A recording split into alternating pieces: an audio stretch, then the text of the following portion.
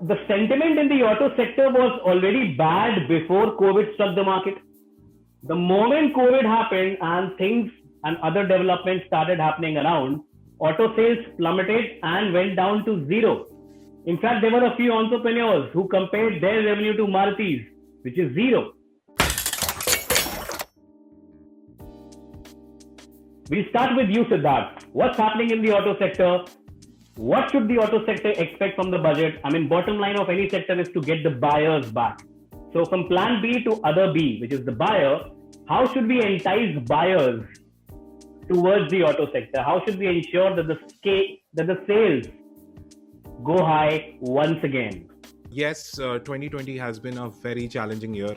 The auto sector was suffering earlier as well because of BS6 migration under a short period of time. And in April, when we went into work from home, we found there was nothing to work on because there were no sales. Everything was under lockdown, and for the first time in history, April saw zero sales.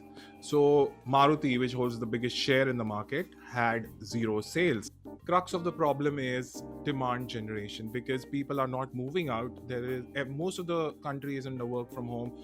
On the question of demand, Siddharth, I remember last December, I mean, for the first time in this fiscal year, registration of vehicles across India in December recorded a growth of 11%. Now, some people attribute, and when I say people, I also include FADA, the auto body, they insist that this is only seasonal. And most of the buyers who went on an upsurge when it comes to buying, that was because they did not wanted to get into high pricing model following month. क्योंकि जनवरी से शायद गाड़ियों के दाम बढ़ने वाले थे. अब है, क्योंकि हम कार से गाड़ियों पे आ गए हैं, तो अब आप बताइए कि आपके हिसाब से ऑटो सेक्टर का जो ये बूस्ट आया था दिसंबर में, ठीक है, गाड़ियों की सेल्स बढ़ी थी, आने वाले टाइम पे what is the auto sector expecting from the budget according to you? देखिए अभिनव, ये बहुत ही साफ है क्योंकि अभी फेस्टिव सीजन इंडिया में गया है जस्ट, और उसी के हिसाब से थोड़े बहुत बायर्स हर साल इस टाइम पे बढ़ते ही हैं. बट देखने वाली बात ये है कि इस साल टू व्हीलर्स जो सेगमेंट है उसमें काफी ग्रोथ देखने को मिला है, और साथ ही में जो रूरल एरिया है वहाँ पर भी काफी ज्यादा सेल्स देखने को मिली है. तो एक पॉइंट तो ये है कि लॉकडाउन में लोग जो फंस गए थे उन्होंने काफी ज्यादा व्हीकल्स परचेज किए अकॉर्डिंग टू रिसेंट डेटा. और लोगों ने ये भी कोशिश की है कि अगर अपने आप को सेफ रखना है इस कोरोना के टाइम में, तो अपने पास एक पर्सनल व्हीकल होना ही चाहिए. इसीलिए भी टू व्हीलर्स जो सबसे चीपेस्ट रेट पे जो आप पर्सनल व्हीकल अवेल कर सकते हैं तो वो टू व्हीलर्स ही होते हैं. इसलिए उनका सेल्स भी काफी हाइक हो गया था. शायद अक्टूबर या नवंबर के महीने में हीरो के हाईएस्ट सेल हीरो ने रिकॉर्ड किया है. इसी अक्टूबर या नवंबर के महीने में. Now, do you expect the government to go slow on the GST and tax rates, especially in the autos, and especially when it comes to two wheelers who fall in the lowest category of purchase? Like, अगर 50,000 से नीचे का purchase है, then the taxes should be scrapped completely on those vehicles. Do you think government can take such a step this year? See, there's a lot of economics at play here. Firstly, the government doesn't have the funds because the whole country is under the coronavirus pandemic, right? So the government has to accommodate funds for various things. So now keeping this aside, auto sector, GST has been the biggest reduction of GST has been the biggest demand for the auto sector. And even last year 2020 the same demand was there, but it did not happen. Do you think the government will abide by the demand this year? I personally do not think so, because government at this point of time, vaccination and other priorities are there which take precedence over reduction of GST on auto. Because of social distancing, because people are not traveling in public transport, metros or flights, so people are preferring to take their own vehicle wherever they want to go. So this actually increases the demand. If somebody has one car at their place, they can probably buy a smaller vehicle, not an expensive vehicle, but they could buy a smaller vehicle for their usage. So the demand is there. But the demand, speaking to Mr. Srivastava from Maruti, he said the demand has come down the ladder. So suppose somebody wants to buy a Ciaz for 10 lakh rupees, he could actually not buy the Ciaz, he could buy the Swift. Okay. So the demand is there, but that is primarily because people are not taking public transport. Even us, we are not taking any flights. So if I have to go anywhere, I'll probably take my own car. Like Siddharth mentioned, GST rates will not be scrapped. According to you, rural India में जो demand की बढ़ोतरी होगी अगले कुछ महीने में, अगर होती है तो वो किस आधार पे होगी? मतलब कंज्यूमर के हाथ में ज्यादा पैसा आएगा तब वो जाके खरीदेगा? तो मतलब सरकार की प्राथमिकता इस वक्त क्या है, खासकर रूरल एरियाज में ऑटोज को देखते हुए? देखिए अभिनव, अभी फिलहाल सरकार की जो प्राथमिकता है वो लोगों तक पैसा पहुंचाने की है, क्योंकि बिल्कुल। लॉकडाउन के बाद काफी बिजनेसेस जो हैं वो ठप हो चुके हैं। सरकार ने अभी बीच में काफी सारी योजनाएं भी चालू करी हैं जिससे लोग अपना बिजनेस वापस कर पाए। तो सरकार इन सब स्टेप्स को भी देखकर ये समझ तो आता है कि सरकार का जो रुख है वो इसी तरफ है कि सरकार जनता को सीधे सीधे पैसा ना देकर किसी तरह से या तो टैक्स रेट कुछ में भी कम हो सकते हैं, नहीं तो कम से कम लोन्स हैं वो चीपर रेट्स पे अवेल कराए जा सकते हैं। You mentioned scrappage policy earlier. Now, do you think scrappage policy will also come into play because that will directly affect the demand? Firstly, explain our viewers what is scrappage policy. So scrappage policy has been in the news for a couple of years. Now scrappage policy क्या होता है? Scrappage policy ये है कि आपकी गाड़ी अगर suppose it's 10 years old, suppose it's 15 years old, 15 years for petrol and 10 years for diesel. So now आप दिल्ली में NCR रीजन में आप 10 साल के ऊपर की डीजल गाड़ी नहीं चला सकते, तो आप करेंगे क्या उसका? तो आप उसको या तो कोई और स्टेट में बेचेंगे जो थोड़ा डिफिकल्ट होता है, और you will get it scraped. आज की डेट में अगर मैं अपनी गाड़ी स्क्रैप कराऊं तो मुझे कुछ नहीं मिलेगा, जो रद्दी का रेट है या जो मेटल का रेट है वही मिलेगा मुझे। बट OEMs क्या कह रहे हैं कि एक स्क्रैपेज पॉलिसी विथ इंसेंटिव हो। तो उसमें क्या है, अगर मेरे पास एक 10 साल पुरानी गाड़ी है जो मैं NCR में नहीं चला सकता, तो मैं उसको ऑफिशियल स्क्रैपेज सेंटर में लेके स्क्रैप कर दूं, जो वो एक स्क्रैप बन जाए। उससे मुझे एक इंसेंटिव मिलेगा कि मैं नई गाड़ी खरीदूंगा तो मे बी उसका रजिस्ट्रेशन जीरो हो जाए या उसका इंश्योरेंस जीरो हो जाए या मुझे कुछ उस पर बेनिफिट मिले। तो ये जो इंसेंटिव है ये लोगों को पुरानी गाड़ियों को चलाने से थोड़ा रोकेंगे, और उसको स्क्रैपेज का बेनिफिट भी मिलेगा कि आप अपनी गाड़ी को कहीं फेंक रहे हैं तो उसका आपको कुछ मॉनेटरी वैल्यू मिलेगा और उससे आप नई गाड़ी खरीद सकते हैं। Maybe not in cash but in terms of registration, in terms of insurance.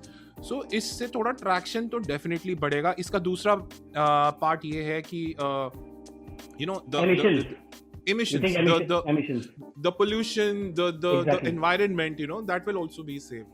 So that will also eventually affect the fiscal burden of the government. So scrappage policy should be in place because उसके benefits हमको directly अभी दिख रहे हैं. Any logical economist will argue that scrappage policy can be brought into place at least this year when the government is facing time unlike ever before.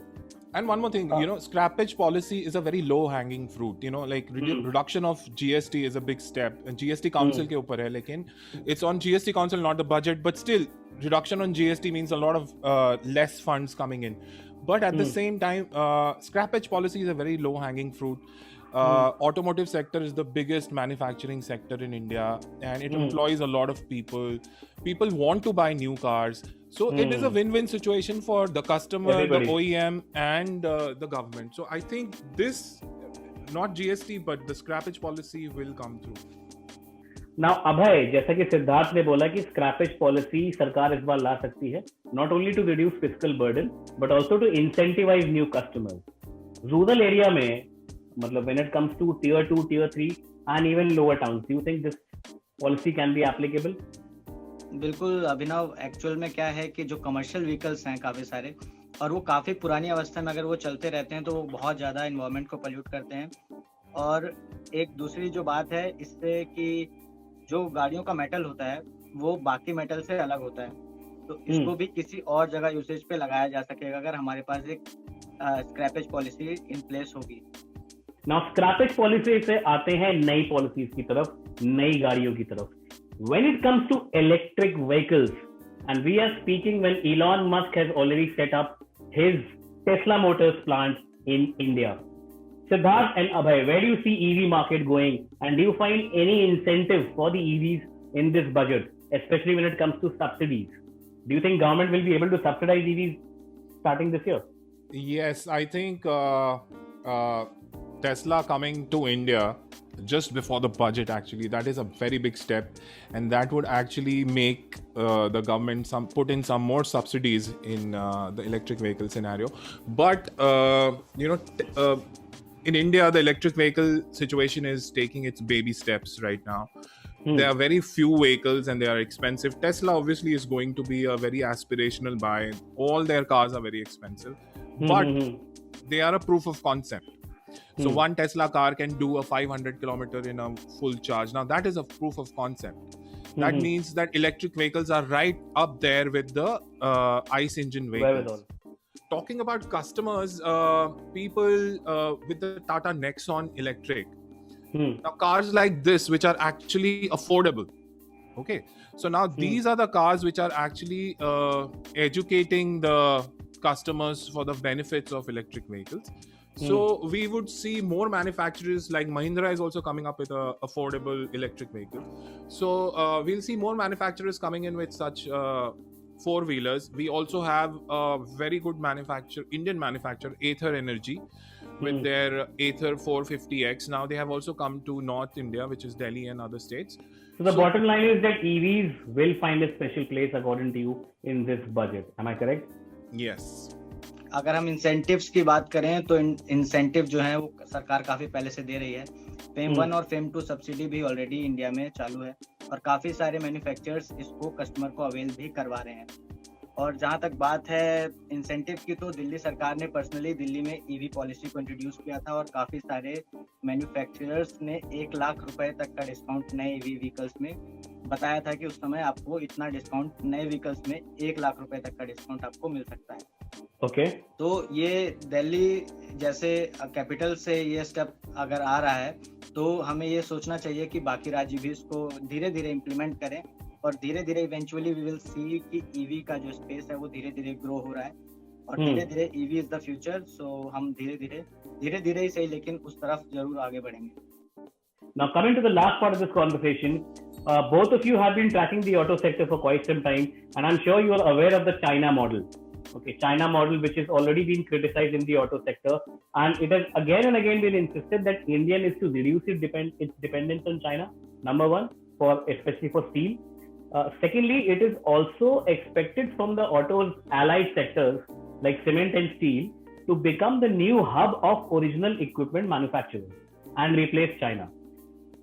इस आधारशिला को देखते हुए आप दोनों को लगता है कि आगामी बजट में, अभी भी स्टार्ट विद यू, आने वाले बजट में आपको लगता है कि ओरिजिनल इक्विपमेंट मैन्युफैक्चरिंग के हब बनने के लिए और चाइना पे अपना डिपेंडेंस रिड्यूस करने के लिए सरकार का कोई प्रावधान होगा इस साल के बजट? बिल्कुल अभिनव, ऐसा बिल्कुल हो सकता है क्योंकि सरकार पिछले साल से ही कोरोना जैसी महामारी आई थी, सरकार ने आत्मनिर्भर भारत इंट्रोड्यूस कर दिया था. काफी सारी स्मार्टफोन की मैन्युफैक्चरिंग जो है वो इंडिया में आ रही है. हमने लास्ट टाइम सैमसंग का भी मैन्युफैक्चरिंग यूनिट इंडिया में आते हुए देखा है.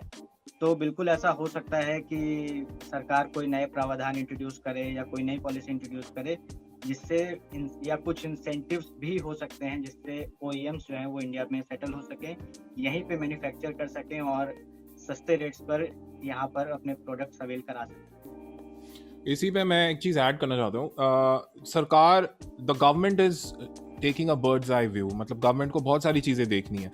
So at the same time job creation, automotive sector is a very big sector, biggest manufacturing sector. तो जॉब क्रिएशन एक बहुत बड़ी चीज है.